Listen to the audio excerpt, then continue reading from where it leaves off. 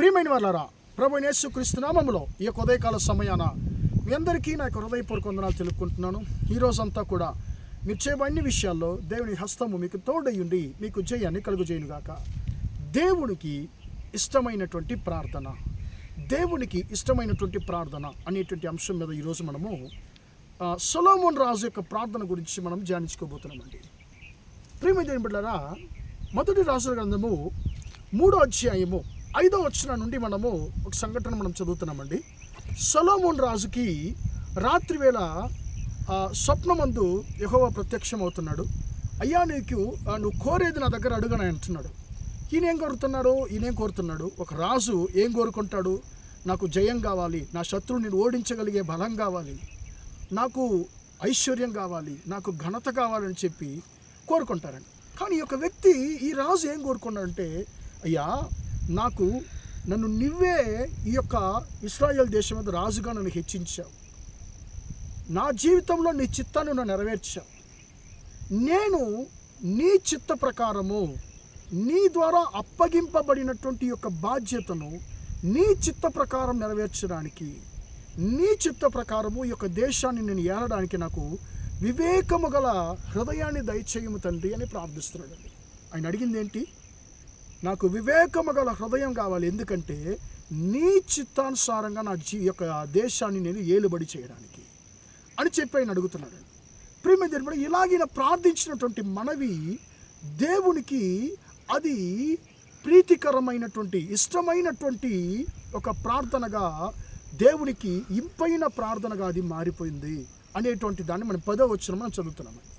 అప్పుడు యెహోవా అంటున్నాడు, అయ్యా, నువ్వు దీర్ఘాయుష్ను కోరుకోలేదు, నీ శత్రువుల ప్రాణాన్ని కోరుకోలేదు, నువ్వు ఐశ్వర్యాన్ని నువ్వు ధనాన్ని కోరుకోలేదు, నీకు వివేకము గల హృదయం కావాలని నువ్వు కోరుకున్నావు. కాబట్టి నీ మాట ప్రకారమే నేను చేశాను. నీలాంటి జ్ఞాని నీకు ముందు లేడు, నీకు వెనక కూడా రాడు అనేటువంటి ఒక వాగ్దానాన్ని దేవుడు ఇచ్చాడు. నీకు వివేకము గల హృదయాన్ని నేను ఇచ్చుచున్నాను. అది మాత్రం కాదు, నీవు కోరుకోని కానీ నీకు కావాల్సినటువంటి ఐశ్వర్యాన్ని, ఘనతను, నేను మహిమను నేను నీకు ఇచ్చుచున్నాను అని చెప్పి ఆయన అంటున్నాడు. ప్రియమైన దేవుని బిడ్డలారా, సొలొమోను రాజు యొక్క ప్రార్థనను విని యెహోవా సంతోషించాడు. అతని యొక్క ప్రార్థన దేవునికి ఇష్టమైన ప్రార్థనగా మారిపోయింది. ఎలాగంటే, సొలొమోను రాజు దేవుని చిత్తానికి తన జీవితాన్ని అప్పగించి ప్రార్థించాడు. అయ్యా, నీ చిత్తానుసారంగా నేను ఈ దేశాన్ని ఏలుబడి చేయడానికి నాకు వివేకము గల, జ్ఞానము గల హృదయాన్ని నాకు ఇవ్వు చాలంటున్నాడు. ఒక రాజుకి ఏం కావాలండి? శత్రువుల మీద జయం కావాలి, శత్రువుని ఓడించగలిగిన బలం కావాలి, రాజుకు ధనం కావాలి, ఘనత కావాలి. వీటిని సొలొమోను రాజు కోరుకోలేదు. అయ్యా, నాకు ఇవి అక్కర్లేదు, నాకు నీ చిత్తాన్ని నెరవేర్చగలిగినటువంటి వివేకము గల మనస్సునిస్తే చాలన్నాడు. ప్రియమైన దేవుని బిడ్డలారా, ఆయన ప్రార్థన దేవునికి ఇష్టమైన ప్రార్థనగా మారింది. కాబట్టి ఆయన అడిగింది ఆయనకి ఇవ్వబడింది, ఆయనకు కావలసింది కూడా ఆయనకి ఇవ్వబడింది. ప్రియమైన దేవుని బిడ్డలారా, ఆయన అడిగింది దేవుడిచ్చాడు, అంతటితో దేవుడు ఆగిపోలేదు. ఆయనకి అవసరమైంది కూడా దేవుడిచ్చాడు. ఒక రాజుకి ఏం అవసరమో అది కూడా దేవుడిచ్చాడు. ఎందుకంటే ఆయన ప్రార్థన దేవునికి ఇష్టమైన ప్రార్థనగా మారిపోయింది.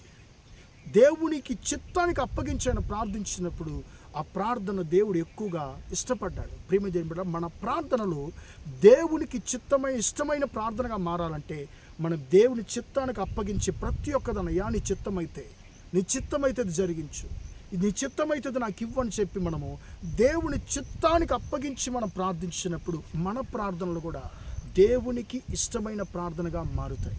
అలా మారినప్పుడు మనం అడిగింది మనకు దేవుని ద్వారా ఇవ్వబడుతుంది, మనకి అవసరమైంది కూడా దేవుడు మనకి ఇచ్చేటువంటి దేవుడుగా ఉంటున్నాడు. మన ప్రార్థన దేవునికి ఇష్టమైన ప్రార్థనగా మారునుగాక. ప్రార్థిద్దామా? ప్రేమగల మా తండ్రి, దయగల దేవ, ఇంతవరకు మాటలు విన్న తండ్రి, నీ బిడ్డలు మీరు దీవించండి, ఆశీర్వదించండి.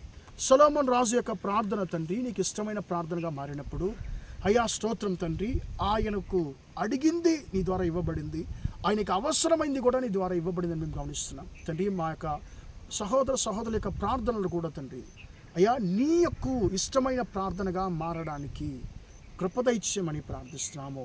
అయ్యా, మేము పేరుగా ప్రార్థించేవారిగా కాదు తండ్రి, అయ్యా, నీకు ఇష్టానుసారంగా ప్రార్థించేవారిగా తండ్రి మేము మా ప్రార్థనా జీవితాన్ని మార్చుకోవడానికి కృప దయచేయండి తండ్రి. మీ బిడ్డలు కోరుకునే ప్రతి ఒక్క విషయాలు, ప్రతి ఒక్క ఆశీర్వాదాలు, మీ బిడ్డలకు అవసరమైన ప్రతి ఒక్క ఆశీర్వాదాలు తండ్రి మీరు అనుగ్రహించబోతున్నందుకు నీకు స్తోత్రం అయ్యా. అయ్యా వారిని వెంటాడుతున్నటువంటి ప్రతి ఒక్క సమస్యలను తండ్రి మీ బిడ్డను విడిపించు తండ్రి. అయ్యా మీ బిడ్డలు తండ్రి కోరికలు నెరవేర్చండి తండ్రి. అయ్యా వారి యొక్క ప్రార్థనను తండ్రి మీకు ఇష్టమైన ప్రార్థనగా మీరు మార్చమని ప్రార్థిస్తున్నాను.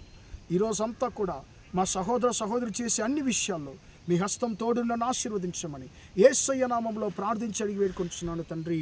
ఆమేన్ ఆమేన్. ప్రియమైన వారలారా, దేవుడు మిమ్మల్ని దీవించి ఆశీర్వదించును గాక. Praise the Lord, praise the lord.